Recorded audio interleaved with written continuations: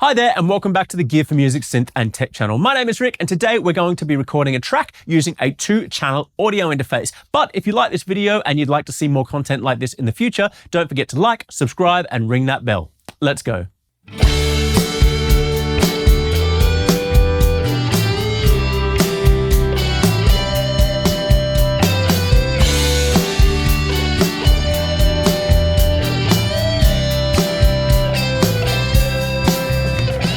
When it comes to home recording, a lot of people will start out by using a 2-channel audio interface. And this is going to be perfect for demos, but you may feel that you may be a bit stuck with just those 2 channels.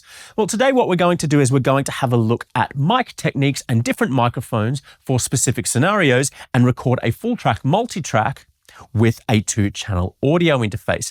Now, today we are lucky to have the Universal Audio microphones and also the Universal Audio Apollo Solo, but these techniques can be used with any audio interface. That being said, with the extra addition of the Hemisphere mics that we have on offer, we can get so many more tonal capabilities with these new Universal Audio microphones. Another really great feature of using the Universal Audio Apollo is the fact that you can utilize their unison technology. And what this does is it will give you emulations of classic gear that you can use with your microphones. That being said, today we haven't used any of those. We're just going to be running the microphones raw straight into the interface. So a lot of what we're doing today, you don't necessarily need to have the Universal Audio microphones because it comes down to microphone placement and really thinking about the project at hand. So the track that I'm going to be recording today is called 5 Seasons, and it was written by myself in collaboration with Fletcher Babb from Gold Coast band Cold Ghost. So if you like what you hear today, make sure that you check them out on all the socials. So the first thing that I'm going to be tackling is the drum kit. So in a world where I had a multiple input audio interface, I could put a microphone on every single element. That being said, because I've only got the 2 channels, I really need to think about what are the 2 main important parts that I need to record. So now I'm going to place the microphones and record the drum kit. I will also give you an audio example of the kick drum microphone by itself with no processing and also with the overhead so you can hear exactly how they sound without any of the Hemisphere processing.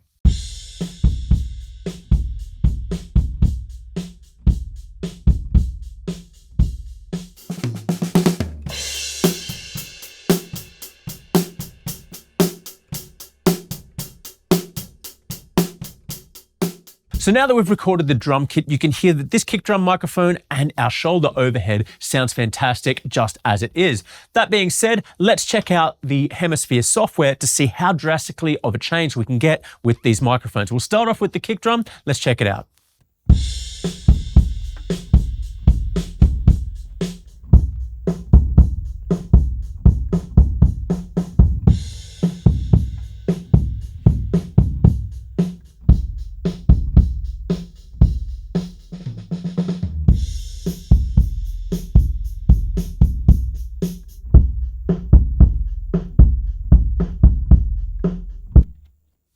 So as you can hear, those sounds really do drastically change from each microphone choice. You've also got a filter which will change the sound of the microphone as well. The proximity, which means you can move the microphone closer to the drum or further away, creating the proximity effect or giving you more bass. And then there's also axis, which is changing the direction of the microphone or the placement of the microphone so you can again get so many different tonal capabilities out of one microphone. Let's check out the overhead mic now.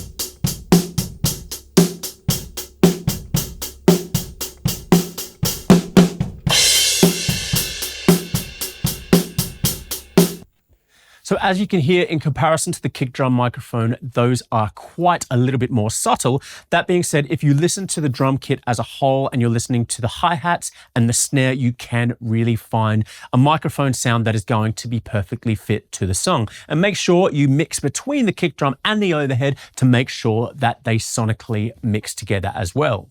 Again, remember you can use the filter, proximity, and access to really shape that microphone sound to really make it exactly what you're looking for.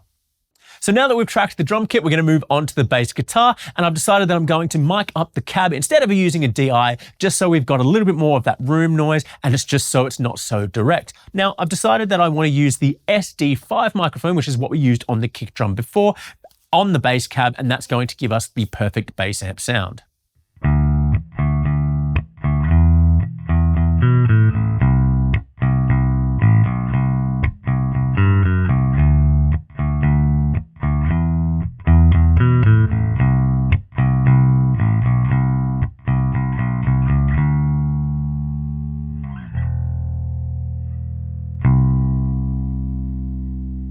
So as you can hear, the microphone by itself does sound fantastic, and I've just put that just at the dust cap, not directly in the middle of the speaker, just off axis, just so I can get the bottom end and that high end that I'm looking for.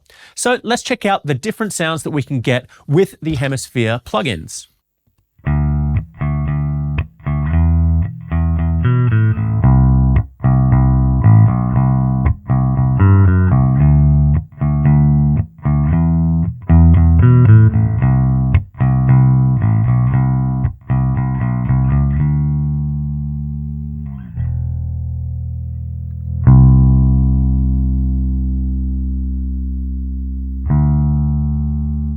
So as you can hear, each of these settings really does change the tone of the bass itself. And on first listen, I really did like the sound of the sub selection, but when I'm actually come down to mixing it, I can go between these and find out which one sits best in the mix.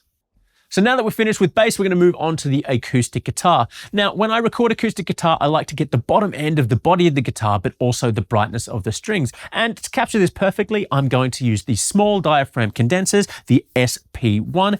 And what we're going to do is use the XY bar. We're going to put that in XY position and pick up all of the sounds that we need.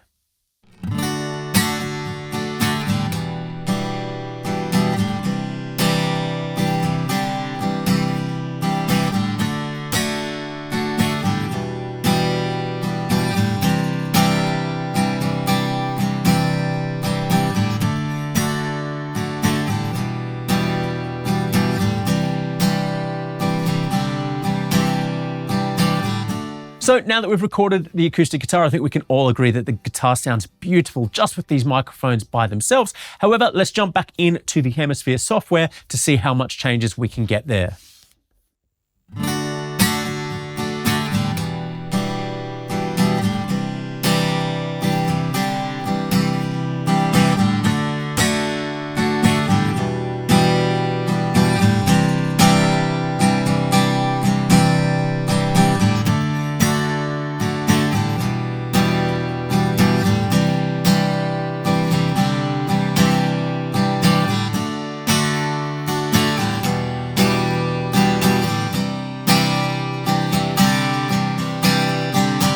So there are the different microphone choices in Hemisphere for the SD1, and I really gravitated towards the 56. Again, I'm going to be able to change through these when I do the mixing to make sure it sounds perfect in the track itself.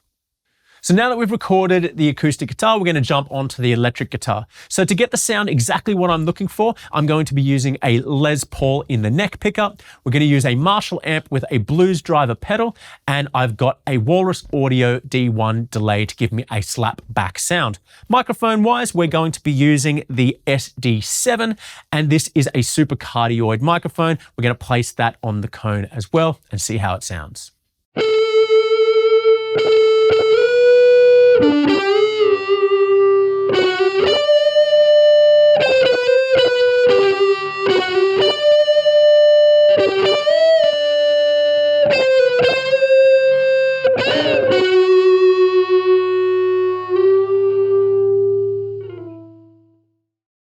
So there is the electric guitar track, and on second listen, I think I want a little bit more treble out of that. So let's jump into the Hemisphere software to see if changing a microphone can give me the sound I'm looking for.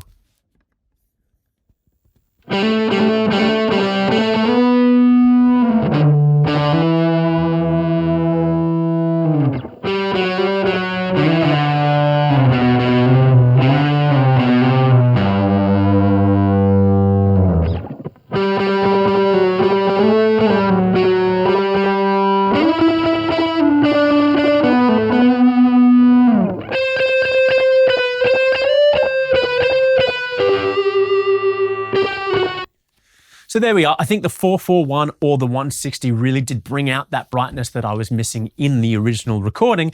That being said, when I'm mixing it, again, I can choose between these and make sure that it's going to be sitting perfectly in there as a lead guitar. Now that we're finished with the electric guitar, let's move on to lead vocals. So for the lead vocals, we're going to be using the SC1, and with the addition of Hemisphere, I know that we're going to be able to have so many different microphone sounds, and they've got classic emulations of classic vocal microphones that we can check out. But first, let's hear the microphone by itself. I believe in 5 seasons,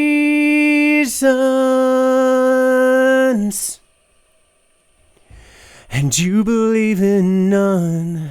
So I think with all of these microphones, we could hear that it does sound fantastic by itself, but let's jump into Hemisphere to see what other tonal capabilities we have. Well, I remember the dress that you first wore. Seasons change, but we still stay the same. And if we're fine, that we go round and round and round again. Well, I remember the dress that you...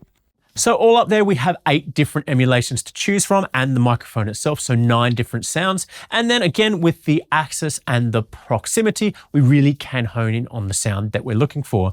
Me personally, I think the 251 sounded fantastic on my voice. Again, when it comes to mixing, this may change, we'll just have to see. So there you have it. There is the whole track recorded with a 2-channel audio interface. Now, as I said in the intro, it doesn't necessarily matter what microphone that you're using. You just have to use some creative techniques, make sure that you're miking up the exact sounds that you're after, and realistically, a 2-channel audio interface should get you a really good quality demo, or really something that is release ready. With the introduction of the universal audio microphones, you get a fantastic sound right out of the box. That being said, with the introduction of the Hemisphere software as well, you unlock such a large tonal capabilities from these microphones, and you get a locker of classic microphones at your fingertips. Again, with these microphones, you don't need all of these to get the sounds that I got today. If you just mix and match between 2 of them, you're going to be able to get fantastic results. Let us know which one of these was your favorite in the comments below. Again, if you've liked this video and you want to see more content like this in the future, don't forget to like, subscribe, and ring that bell. I'll leave you now with the track fully mixed using my choices in the Hemisphere plugin. Thank you for watching. I'll see you in the next one.